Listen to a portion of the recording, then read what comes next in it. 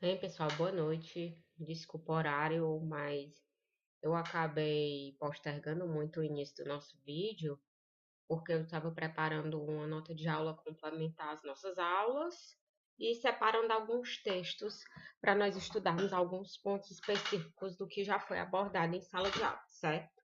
Esse vídeo inicial, ele tem a finalidade de nós revisarmos o conteúdo que foi visto na nossa última aula, para que em seguida eu possa continuar com o conteúdo programático da nossa unidade 1. E o tema da nossa unidade 1, gente, ele é bem simples, porque ele diz basicamente o quê? O que é o direito penal?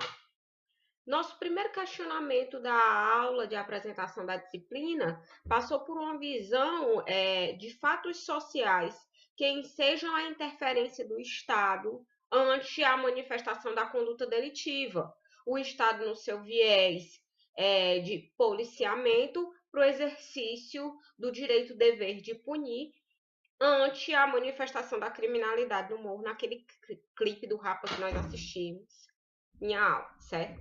Mas enfim, essa análise ela foi necessária para que nós pudéssemos examinar de fato o que vem a ser o direito penal.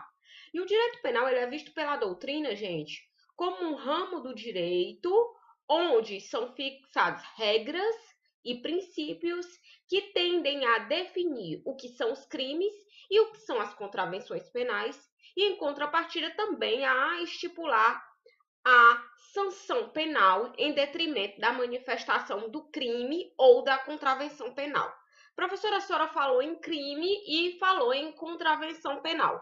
Agora seja clara e me explique um pouco a diferença panorâmica mais geral do que vem a ser um crime e do que vem a ser uma contravenção penal à luz do direito. Diferença básica entre crime e contravenção penal. Dimensão. Dimensão de sancionamento, dimensão de consequências jurídicas e dimensão da interferência do Estado quanto ao bem juridicamente tutelado. Como assim? Quando eu falo em crime, eu falo necessariamente numa violação de bem jurídico, onde a necessidade de interferência do Estado ela é maior, ela é mais significativa. Enquanto quando eu falo em contravenção penal, eu falo em um crime, mas é um crime onde o potencial ofensivo dele, ou seja, onde a lesividade da conduta praticada pelo autor da contravenção, ela é de menor monta, o que implica dizer o quê? Que a consequência dessa contravenção penal, na forma de sanção penal, ela vai ser menor do que a cometida pelo crime, ok? Nesse primeiro momento, eu quero que vocês entendam basicamente isso. O direito penal enquanto conjunto de regras e princípios que vem a definir o que são crimes ou contravenções penais e, em contrapartida, ao definir crimes e contravenções, a fixar a sanção penal em face da violação do bem que juridicamente protegido pela norma penal incriminadora, certo? Nessa perspectiva, gente, o direito penal ele é visto como um ramo do direito público. Primeiramente, por quê? Porque eu estou diante de um direito de natureza indisponível, ou seja, um direito que ele é direcionado a todas as pessoas indistintamente. Ou seja, se eu difamei alguém, pouco importa se eu tenho interesse ou não em observar a norma juridicamente protegida. A mim vai ser exposta a sanção penal previamente estatuída ao delito de difamação, porque o direito penal, enquanto ramo do direito público, ele deve ser aplicado indistintamente a todas as pessoas, sendo indisponível dizer a quem incumbe ou a quem não incumbe aplicá-lo, a quem incumbe ou a quem não incumbe a ele se submeter. Porque a todas as pessoas suscetíveis à violação do bem jurídico, ou seja, que cometeu a infração penal, o tipo descrito na conduta criminosa, a essa pessoa vai ser aplicado o quê? A sanção penal, ok? Nessa perspectiva, gente, como decorrência do fato de o direito penal ser um ramo do direito público, nós visualizamos o quê? Nós visualizamos a manifestação do direito e dever de punir estatuído a um sujeito. E quem é esse sujeito, se não um ente estatal, como nós já havíamos discorrido nas aulas anteriores? Ou seja, o exercício do ius puniendi, o exercício do direito-dever de punir, ele é estabelecido ao Estado. Quando? Quando nós optamos por viver em coletividade, o que foi que nós fizemos? Nós abrimos mão de parcela dos nossos direitos individuais e entregamos ele ao Estado, como mecanismo de garantir o quê? De garantir que nós seremos protegidos, mas em contrapartida que nós abriríamos mão do direito de fazer justiça com as próprias mãos. E a partir desse momento que ocorre a criação do Estado contratualista, onde nós passamos a viver em coletividade de forma o quê? Pacificada. E a tentativa do direito penal é exatamente essa: a manifestação da vivência social de modo pacificado. E como decorrência desse fator, nós estabelecemos o quê? A tutela, ou seja, a proteção do bem jurídico é fixada ao Estado e, em contrapartida, quem possui o direito e dever de punir em caráter exclusivo é o Estado. Ou seja, se eu matei o Miguel, eu violei uma norma de convivência social pacífica, certo? Qual? Bem jurídico, vida. Prática do delito de homicídio, elencado no artigo 121 do Código Penal. Nessa hipótese, só incumbe a quem? Ao Estado, no exercício do ius puniendi, fazer o quê? Investigar, verificar se existem os indícios de autoria e prova da materialidade delitiva, se de fato foi a Semiramis que matou Miguel, para assim sendo ter instrumentos para ingressar com a ação penal e depois de todo o transcorrer do processo penal, segundo as garantias constitucionais estabelecidas ao processo penal, que afasta a manifestação de penas ou de ofensas às garantias constitucionais como contraditória e ampla defesa, certo? Se aplicar a sanção penal. Por quê? Porque a Semiramis violou o bem jurídico vida do Miguel, Semiramis praticou um crime, Semiramis deve ser processada, julgada e a ela ser aplicada uma sanção penal. Isso é o exercício do direito e dever de punir.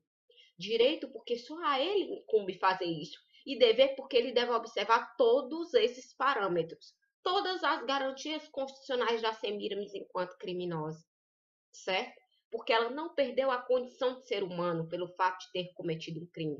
O criminoso tem direito às garantias constitucionais de um processo pautado pelas diretrizes constitucionais. Contraditória, ampla defesa, vedação a penas cruéis, desumanas e degradantes, dentre outros fatores. E tudo isso é decorrência do exercício do ius puniendi do Estado, que é o que eu quero que vocês saibam nesse primeiro momento, ok? Outro ponto interessante, gente, ao discutirmos o direito penal, certo? É a questão da punição como decorrência da violação do bem jurídico. O primeiro aspecto que nós passamos a ver de direito penal é que ele adentra em cena para proteger o bem jurídico. O que é o bem jurídico? Para iniciarmos essa discussão. Segundo o Welsel, bens jurídicos são bens vitais, são bens fundamentais a determinado grupo social ou a determinado indivíduo. E o que é que acontece como decorrência de tal fator? Esses bens, eles passam a ter uma significação social, ou seja, uma importância social que, por conseguinte, traz por consequência o amparo jurídico. Ou seja, são pontos importantes na sociedade que, em face dessa importância social, passa a ter amparo jurídico, passa a ter proteção jurídica. Então, o bem jurídico, segundo estatuído por Welsel, ele nada mais é do que um bem que é importante para uma determinada sociedade e que, por isso, ele precisa ser protegido. E quando nós falamos em norma penal, ele precisa ser protegido como? Criminalizando as condutas que violem aqueles bens jurídicos.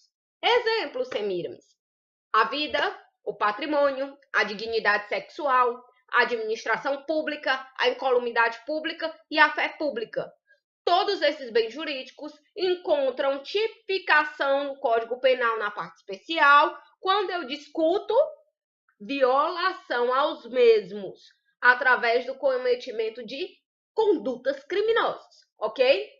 Nessa perspectiva, gente, nós vemos ainda a definição que foi traçada por Gunther Jacobs, quando ele, distintamente de Welsel, ele não entende que o direito penal ele adentraria em cena como mecanismo de proteção ao bem jurídico, mas como mecanismo de proteção à norma jurídica. Ou seja, quando eu criminalizo condutas, eu não estou preocupada em proteger o bem, digamos, vida em si, mas eu estou preocupada em proteger o quê? A confiabilidade de que a norma trará a segurança adequada, ok? Nessa perspectiva, gente, o estudo de direito penal, passando por uma análise do Código Penal em si, nosso Código Penal, ele foi instituído através do Decreto-Lei número 2848, em 7 de dezembro de 1940, e é o que ainda continua em vigor, apesar de já ter sofrido diversas alterações no decorrer dos anos, para tentar se adequar aos fatos sociais. Ele é dividido em duas partes. Nós temos a parte geral, que vai do artigo 1, do artigo 1º ao 120, e nós temos a parte especial, que vai do artigo 121 e seguintes, certo? Na parte geral, gente, nós vemos o quê? A definição dos critérios a partir dos quais o direito penal será aplicado. Como assim, Semiramis? O balizamento, o norteio que o aplicador da norma deve ter para viabilizar o quê? Quando o direito penal vai entrar em cena? Quando o direito penal vai criminalizar condutas? E isso é visto em que aspectos, Semiramis? Isso é visto quando eu passo a estatuir o que é um crime doloso, o que é um crime culposo, qual é a consequência de um crime doloso, de um crime culposo, qual é a decorrência de um crime omissivo ou de um crime comissivo, o que é um concurso de crimes, quais são as consequências jurídico-penais de um concurso de agentes, ou seja, de mais de uma pessoa praticar um crime. Esses são alguns pontos que estão incertos dentro da parte geral do Código Penal, além da parte responsável pela teoria da pena. A parte da teoria da pena, ela está dentro da parte geral do Código Penal, e ela passa a estatuir quais são os critérios que deve o julgador tomar para aplicar a pena, ok? Já quando eu passo para o estudo da parte especial da norma penal, o que é que eu passo a examinar? A existência dos crimes em espécie e as penas correspondentes aos crimes em espécie. Como? Nós vamos ver a tipificação das condutas. Exemplo, matar alguém. Pena, reclusão de tanto a tantos anos e multa. Nessa hipótese eu vejo o quê? Delito de homicídio, o crime homicídio em espécie, e vejo a decorrência do cometimento desse crime, que é a pena em abstrato correspondente. Por que você falou pena em abstrato? Porque essa pena ainda não foi direcionada a alguém específico. Então, quando eu falo em uma pena que é dirigida à coletividade em geral, essa pena é instituída como pena em abstrato. Por quê? Porque lá dentro do pena, reclusão de tanto a tantos anos do artigo 121 do Código Penal, eu tenho uma diretriz, eu tenho um balizamento, um mínimo e um máximo. Mas como é que eu vou chegar à pena em definitiva, à pena em concreto? Quando ocorrer a dosimetria da pena, que tem seus critérios fixados dentro da parte geral do Código Penal e que deve ser examinada pelo julgador em face do caso em concreto. Agora, só uma observação a vocês quando eu discuto acerca das partes que integram a parte especial do Código Penal acerca da existência de crimes em espécie e as penas correspondentes.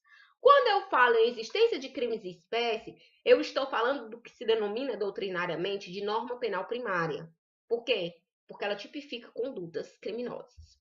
Já quando eu exponho o exame da consequência desse crime em espécie, que são as penas correspondentes, as penas abstrato correspondentes, eu estou diante do que se denomina tecnicamente de norma penal secundária. A norma penal secundária nada mais é do que a pena em abstrato incerta abaixo de cada espécie de crime em espécie, constante na parte especial do Código Penal, ok? Gente, entendido até aqui? Seguindo, nós vimos ainda, gente, uma visão crítica do direito penal. Dentro da nossa abordagem traçada em sala de aula, certo? E o grande questionamento era o seguinte: o direito penal realmente atua segundo suas funções, segundo seus fundamentos?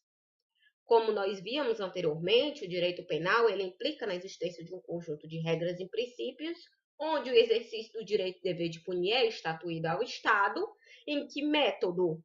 Com a existência de definições de crimes e contravenções e a aplicação da respectiva sanção em face do cometimento da conduta criminosa. Mas para isso, gente, nós temos de ter um direcionamento traçado pela norma, que eu até já expliquei para vocês alguns pontos, como a observância do devido procedimento processual penal, a observância das garantias constitucionais, a observância dos critérios constantes na parte geral do Código Penal, no que pertine, no que tange exatamente ao quê? A aferir quais são as condições para que o direito penal possa ser aplicado, certo? Essas são as considerações técnicas, ou seja, é o direito penal segundo o dever ser. O direito penal deve ser aplicado tomando por base todos esses norteios. Mas, fazendo uma análise crítica do direito penal, há uma disparidade muito grande entre a conduta do ser e a conduta do dever ser. E isso fica muito claro quando nós examinamos a parte da teoria da pena. Por que, Semiramis? Porque alguns dos norteios da parte da teoria da pena, claro, à luz da Constituição, nossa carta democrática suprema, e ao qual o nosso direito penal e o nosso direito processual penal deve a ela se submeter tendo compatibilidade, ou seja, sendo condizente com o que está previsto no texto constitucional, ok? Nessa perspectiva, gente, passando para a discussão entre a realidade do ser do direito penal, mais especificamente quando eu abordo execução da pena, teoria da pena, eu visualizo o quê? Que tanto a Constituição com um aspecto mais panorâmico, quanto o Código Penal na parte especial, quanto a própria Lei de Execuções Penais, eles fixam uma série de critérios que devem ser observados à pessoa que cumpre pena privativa de liberdade. E uma delas é o fato de a pessoa não perder a condição de ser humano. Diga-se de passagem principal, né? Que é daí que está o balizamento do valor humano enquanto fundamento da República Federativa do Brasil, dignidade humana. Mas, infelizmente, o que nós visualizamos na prática não se dá dessa forma. Por quê? Porque todos os dias nós visualizamos a existência de condições precárias em face da realidade prisional do nosso país. E isso não se coaduna, ou seja, isso não tem compatibilidade com o que deve ser, com o que é a previsão normativa, tanto no plano penal, como no plano de execução penal, como no plano constitucional, acerca da aplicação da pena, ok? E aí fica a crítica. Será que o direito penal realmente traz ao lume, apresenta à sociedade a sua finalidade de tentar pacificar a sociedade, ou seja, de tentar equilibrar as relações sociais, se na realidade o que nós vislumbramos é que, em face dessa negação, não só quanto aos critérios de cumprimento de pena, mas quanto a fatos sociais gerais, como falta de acesso à saúde, educação, moradia, trabalho, dentre outras garantias com previsão constitucional, nós visualizamos o crescimento exponencial da criminalidade. Professor, é tão esquisito porque aumentam os índices de pessoas presas no nosso país e, em contrapartida, a criminalidade também aumenta. Isso é bem distoante, bem esquisito. Não porque se eu estou prendendo, ou seja, se eu estou aplicando pena, porque a pessoa praticou um crime, ela violou a norma de convivência social pacífica, em tese, aquela conduta ou aquela punição, desculpem, deveria estar servindo para funcionar como prevenção, evitar que outras pessoas viessem a cometer o delito, não? Correto? Correto. Mas a finalidade da pena, sob um viés preventivo de evitar a manifestação do crime, infelizmente, ela não encontra amparo, não raras vezes, por uma falta de análise estrutural e sistêmica do nosso direito penal. Ou seja, será que é só punindo que eu resolvo o problema? Será que é só tipificando condutas como criminosas que o problema de fato é resolvido? Ou será que isso vai muito mais além? E se eu passasse a utilizar o direito penal de uma forma mínima, como é a diretriz constitucional acerca da aplicação do direito penal, ele traria a finalidade que deve ser no plano em concreto, certo? Outro ponto que nós temos a discorrer sobre uma visão crítica do direito penal, gente, é a ideia de um direito penal garantista em face da realidade de aplicação da pena, que eu até já mencionei para vocês aqui hoje. O que é um direito penal garantista, gente? De forma bem simplória. O direito penal garantista é aquele que viabiliza a análise da conduta criminosa, viabiliza a definição daquela conduta enquanto crime ou contravenção e a aplicação da pena respectiva, mas que, em contrapartida, não afeta direitos e garantias constitucionais do criminoso, para que o exercício do direito e dever de punir do Estado possa restar resguardado. Ou seja, é um Estado que pune com limites, é um Estado que tipifica condutas criminosas, mas que tem limites, que olha para a Constituição antes de fazer isso, ok? Nessa perspectiva, gente, nós visualizamos, segundo a análise crítica do direito penal, que o direito penal ele muito tem se afastado da sua finalidade de pacificação social, pela forma errônea como ele é aplicado. Por quê? Porque o direito penal, ele não é a mãe de Ná.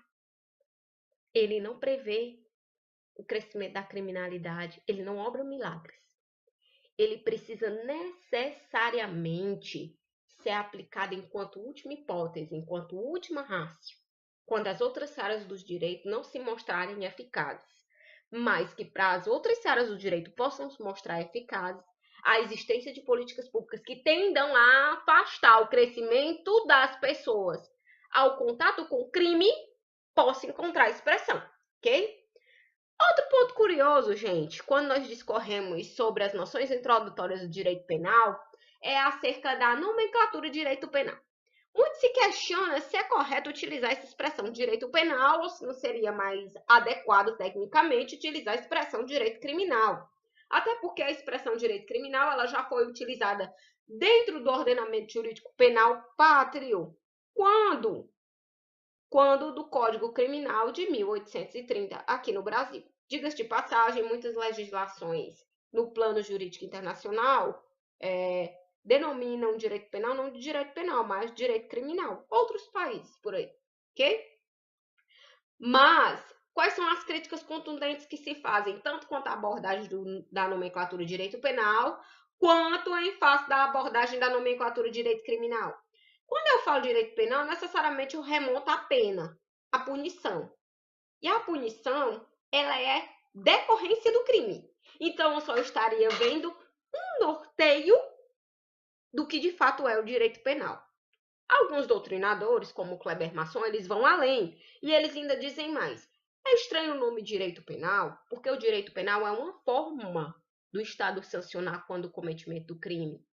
Porque ainda tem outra forma, que são as medidas de segurança, que nós veremos lá na frente que existe uma distinção entre essas duas espécies de sanção penal e quando uma ou outra serão aplicadas, certo?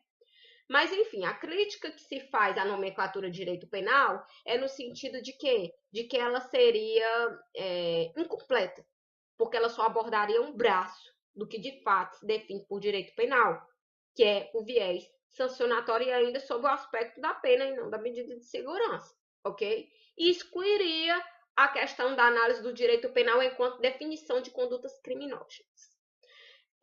Já quanto ao exame da nomenclatura do direito criminal, a ideia da incompletude também encontra espaço. Por quê? Porque se eu falo em direito criminal, necessariamente eu remonto a uma ideia o quê? De que define condutas criminosas. E eu afasto aquela ideia que o direito penal, ele não apenas define condutas criminosas, mas ele também estipula a decorrência da prática dessas infrações criminosas, que é a fixação da sanção penal, ok? Outro ponto, gente, é quanto à manifestação das principais características do direito penal. Uma dessas características é a normatividade, porque o direito penal ele é um ramo próprio do direito, que é regulamentado em lei própria, tem uma codificação própria, que é o Decreto-Lei 2848 de 1940, o nosso atual Código Penal, além das legislações extravagantes, como Lei de Drogas, Lei de Crimes Hediondos, Lei Maria da Penha, que também tem teor de direito penal, ok? Então, grande questionamento. A ideia da normatividade não encontra-se restrita necessariamente a uma codificação. Por quê? Porque existe normatividade do direito penal fora da codificação explanada na parte especial. Nós temos tipificação dentro do Código Penal e nós também temos tipificação nas legislações extravagantes, que será nosso objeto de estudo no nono semestre. Outro ponto também que caracteriza o direito penal é a ideia valorativa. Por quê? Porque o direito penal ele estabelece a sua própria escala de valor, à medida em que ele entende o quê? É juridicamente relevante que eu proteja a vida, tipificando a conduta do homicídio. Mas, em contrapartida, não é mais juridicamente relevante que eu proteja o seu direito de não ser corno. E, assim sendo, não existe mais a ideia de delito de adultério. Por quê? Porque o valor chifre não era mais relevante para ser protegido pela norma penal. Então, a partir do momento em que o direito penal tem como característica o fato de valorar condutas, ele diz: isso é interessante para mim, e isso não é interessante para mim. Ok? O direito penal ele também tem por característica o quê? Ser sancionador. Por quê? Porque uma das suas decorrências é a aplicação da sanção penal quando manifesta a conduta criminosa, ok? O direito penal, gente, ele também vai ser fragmentário. Por que ele será fragmentário? Porque a aplicação dele, ela vai se dar no mínimo possível. Quando os outros ramos do direito não forem satisfatórios para solucionar o problema. Aí o problema vai ter que vir resvalar aqui na seara penal. Daí porque dizem que ele é fragmentário. Seguindo, nós fizemos ainda uma abordagem, diga-se de passagem, muito interessante, que foi inclusive objeto dos textos que eu disponibilizei para vocês sobre as cifras negras, que é acerca da atividade de criminalização e dos processos de criminalização. Os processos de criminalização, gente, eles visam a aferir, a examinar exatamente o quê? As condutas criminógenas. Quando as condutas criminógenas passam a ser importantes para serem examinadas pelo Estado. E é sob essa perspectiva, gente, que os processos de criminalização eles vão passar basicamente por 4 searas, que é o que? A legislativa, criação de norma, dizendo qual é o tipo penal incriminador. Judicial, porque quando ocorre a violação desse bem juridicamente tutelado, é ao judiciário que é apresentado o exercício do direito e dever de punir, através de um procedimento processual penal adequado. Policial, porque através da atividade preventiva e repressiva das autoridades policiais, que nós vislumbramos o quê? A contenção da criminalidade, ok? E a penitenciária, por quê? Porque quando já manifesta a violação do bem e a aplicação da sanção, nós temos de ver o quê? Como é que nós vamos fazer para continuar formalizando o exercício do direito e dever de punir do Estado, viabilizando a garantia constitucional do criminoso? Ok? Nessa perspectiva, gente, as atividades de criminalização, elas são definidas pela doutrina sob 2 vertentes básicas, que implica no exame da criminalização primária e da criminalização secundária. A criminalização primária, ela passa a traçar os parâmetros básicos do que vem a ser um crime, quais são as condutas que passam a ter impacto para serem vistas como condutas criminalizáveis, permite a manifestação da punição, incrimina, certo? A criminalização primária, ela é basicamente o quê? O ato formal oriundo da lei. É a existência de quê? Do exame, de que aquela conduta, ela não se coaduna com a pacificação social, então ela precisa ser criminalizada. Como decorrência dessa criminalização da conduta, admite-se a punição, certo? Daí porque disse que a criminalização primária, ela é exercida pelos agentes políticos, na figura de quem? Do legislativo. O legislativo é um dos poderes da nossa República Federativa do Brasil, responsáveis por elaborar leis de interesse social.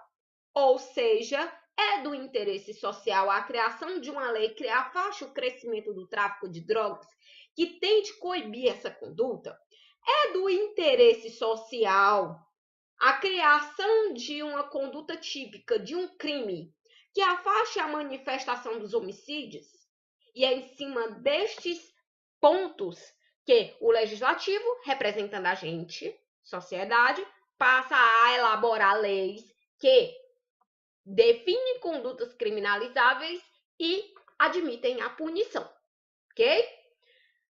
Outro ponto da análise dos processos de criminalização, gente, é o exame da criminalização secundária.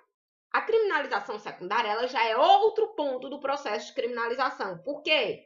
Porque ela passa a examinar o controle punitivo, a ação punitiva em si.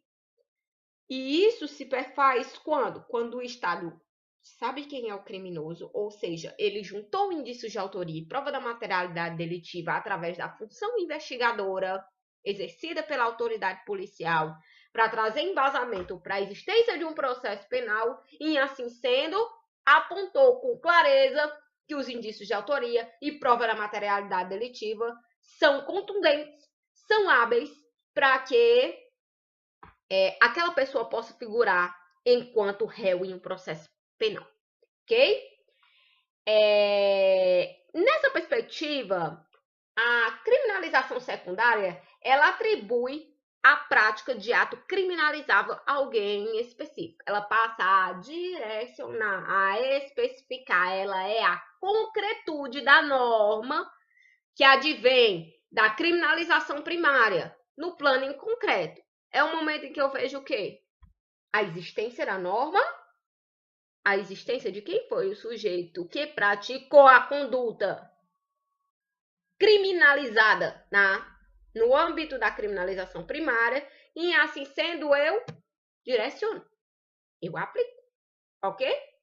Gente, agora um ponto bem curioso e que não pode ficar de fora da nossa observação sobre os processos de criminalização é o que é apresentado pelo Eugênio Zaffaroni.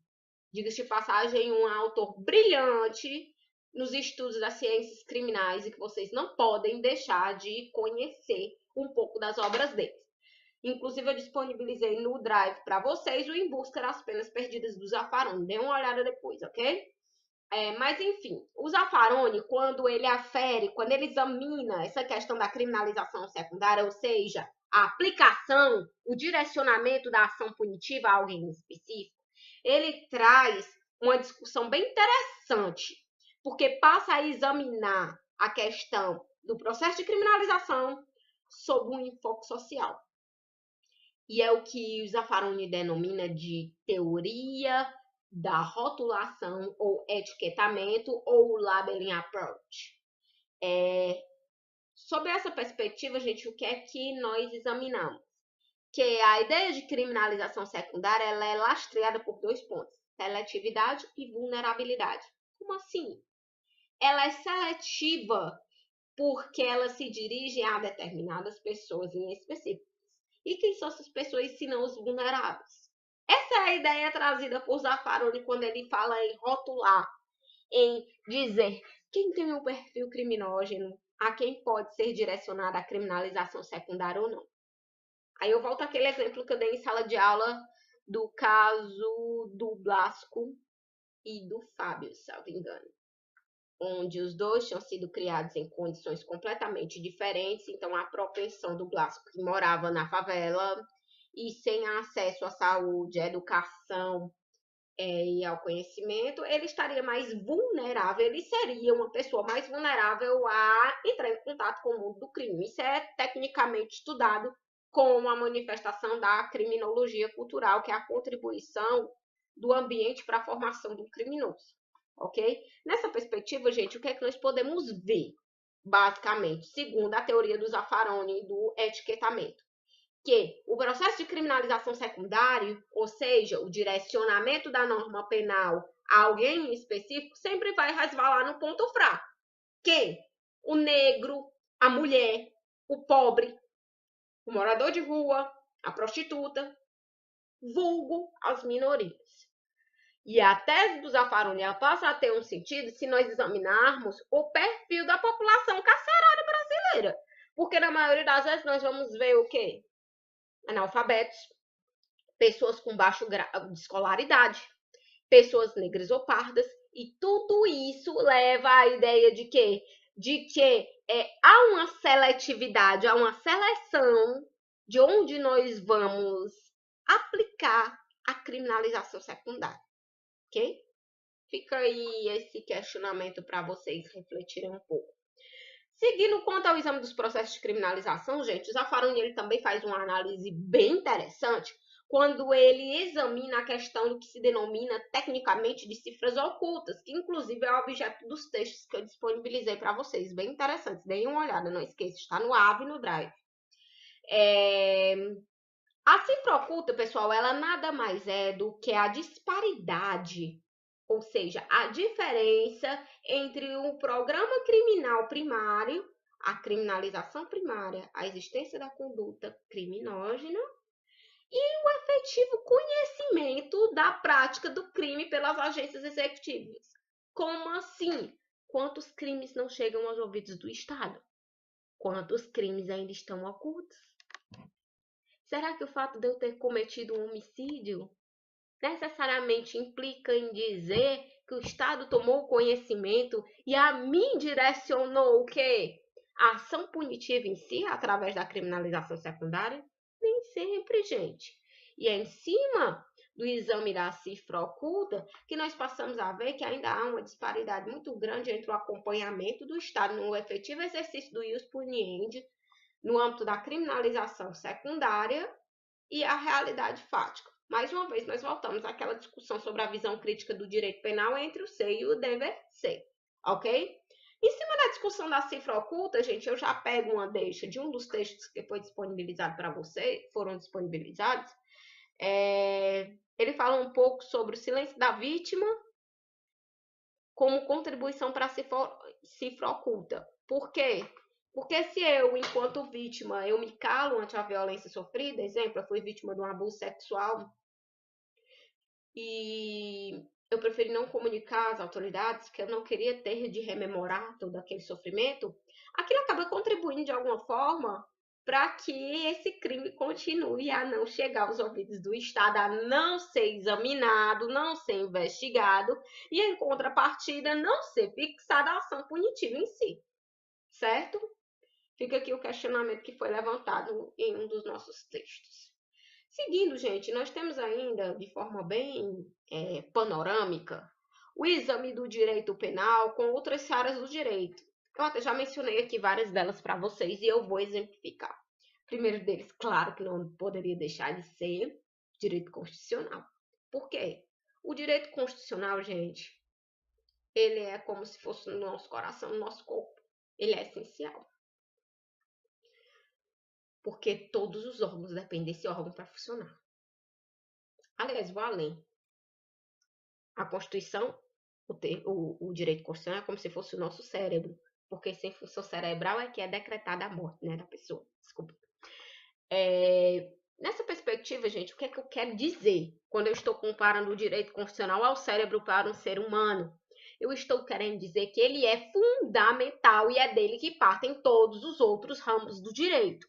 E o direito penal não poderia ser diferente, conforme eu já mencionei hoje, conforme a necessidade de observância do cumprimento de uma pena digna, de humanização do cumprimento da pena, de não afastamento do exame da condição de ser humano de quem comete um crime, certo?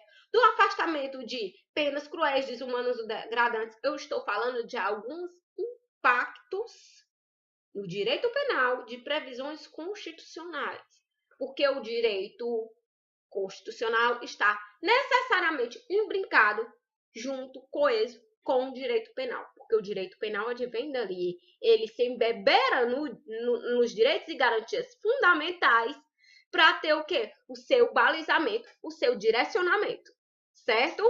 Além de outras coisas, há também previsão dentro do texto constitucional a quem compete legislar em matéria de direito penal. E, mais uma vez, eu toco o quê? Na ligação, no elo entre o direito penal e o direito constitucional.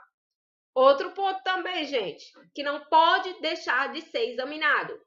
O elo, a ligação entre o direito penal e o direito processual penal.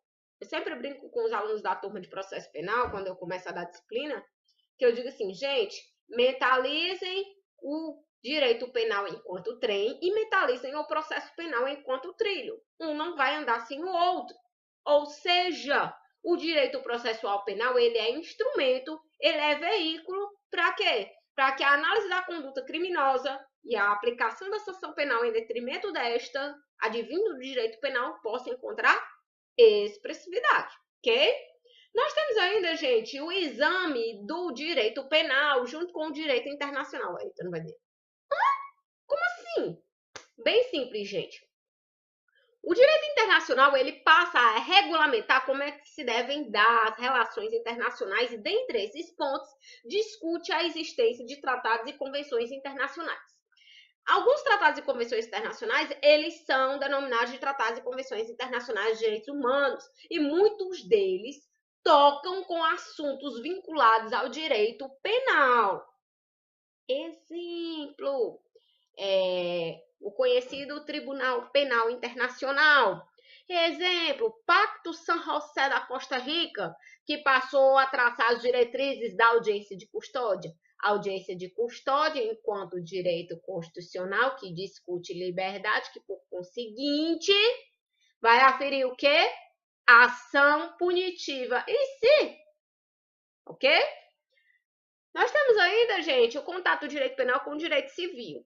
Como eu mencionava lá passada, algumas vezes uma conduta delitiva ela não tem só impacto na seara penal, que o direito penal deve, por conseguinte, ser utilizado de forma mínima e como última hipótese, de acordo com a ideia da última raça do direito penal. Nessa perspectiva, gente, algumas condutas elas passam a ser regidas pelo próprio direito civil, como, por exemplo, a prática da difamação. O ato de difamar alguém, ele não traz só consequências de ofensa à honra dessa pessoa e a manifestação de uma conduta criminosa, mas também traz reflexos na seara civil. Por quê? Porque em face da difamação existe o dever de indenizar. E aí nós vemos o link, nós vemos o liame entre o direito civil e o direito penal, dentre outras exemplificações que nós podemos trazer aqui, ok? Nós temos ainda, gente, o link do direito penal com o direito administrativo. O direito administrativo, ele fixa o quê? Quais são as atribuições urgentes da administração pública. E o direito penal, de modo a complementar, ele fixa as condutas criminosas, quando da violação das regras dos entes que integram, ou dos funcionários que integram a administração pública. E quais são? Os crimes contra a administração pública que encontram-se elencados dentro da parte especial do Código Penal, certo? Tem ainda o contato de direito penal com outros ramos do direito, como o direito empresarial. Dentro da lei de falências tem uma parte que ela é estatuída como dos crimes falimentares. Quando eu falo em crime, necessariamente eu falo em quê? Em definição de conduta criminógena que deve ser coibida, afastada com a criminalização desta através da norma e a imposição de uma pena. Então, eu estou falando necessariamente de direito penal. Nós também vemos o contato direito penal com o direito tributário, quando eu falo da lei que regulamenta os crimes contra a ordem tributária, dentre outras searas do direito, que se nós formos elencar, nós vamos passar o dia inteiro aqui. Até porque o direito é uno e como ponto uno, eles vão se tocar. O direito penal vai tocar com as outras áreas do direito, porque o direito é um só. Ok? Seguindo, gente, nós temos ainda, para finalizar este bloco, a análise das funções do direito penal. As funções do direito penal, gente, o primeiro ponto que nós passamos a examinar quando aferimos os contornos das funções do direito penal é que o direito penal ele é um importante instrumento de convivência dos homens em sociedade. Por quê? Porque é através do direito penal que eu passo a primar pela ideia de pacificação social, conforme eu iniciei falando para vocês, e é em cima dessa pacificação social, com a proteção dos bens jurídicos, que eu vou viabilizar a convivência em sociedade. Mas como é que eu vou fazer isso? Criminalizando condutas que não são condizentes com a ideia de pacificação daquela coletividade e estatuindo sanção penal aos violadores desta, ok? Nós temos ainda, gente, o direito penal enquanto meio, enquanto veículo de proteção ao bem jurídico. Por quê? Porque toda vida que alguém praticar uma conduta contrária a um bem juridicamente protegido pela norma penal, essa pessoa vai estar incidida em uma conduta criminógena e, assim sendo, a ela vai ser aplicada uma sanção penal. O direito penal ele também pode ser visto como instrumento de controle social, porque através dele nós vamos viabilizar o quê? A ideia de que, ao examinar a existência de condutas criminógenas, a sociedade ela não irá delinquir. É a ideia da prevenção do crime em detrimento da tipificação da conduta penal. Nós temos ainda, gente, uma visão do direito penal como garantia. Por quê? Porque quando eu estatuo a existência de uma conduta criminógena, enquanto garantia, eu estou dizendo exatamente o quê? Você só vai ter praticado um crime se você praticar uma daquelas condutas elencadas enquanto crime. Eu não vou simplesmente olhar para você e dizer que seu cabelo está azul hoje que essa conduta é criminosa, se não está prevista em lei. E essa função do direito penal, diga-se de passagem, ela é decorrência do princípio da legalidade que nós vamos estudar um pouco mais à frente, ok? Nós temos ainda, gente, a ideia da função ético-social do direito penal. Por quê? Porque o direito penal, ele adentra em cena como um mecanismo hábil a conter ações não admitidas no contexto ético-social de determinada comunidade. Existe ainda a função simbólica do direito penal, que, diga-se de passagem, é uma das mais discutidas ante o crescimento da legiferância, ou seja, da criação de leis emergenciais. E o que seria essa função simbólica do direito penal? É a manifestação, gente, de um simbolismo. O direito penal seria um simbolismo para quem legisla. Por quê? Porque a pessoa que legisla estaria na ideia de que a manifestação daquela conduta enquanto crime agora iria coibir o delito. E também é um simbolismo para a sociedade que a recebe, porque a sociedade tem a falsa proteção de que está protegida. Exemplo, lei dos crimes hediondos, quando se passou a dar um tratamento mais severo a alguns delitos que passaram a integrar a lei de crimes hediondos. Na prática, ocorreu a contenção dos crimes hediondos, que são aqueles crimes mais abjetos, mais vis, mais abominados pela sociedade. Como decorrência da ideia do simbolismo penal, nós temos o que se denomina de direito penal emergencial, que é o vulgo tapar o sol com a peneira. O que é que acontece? Todo mundo está colando muito na sala.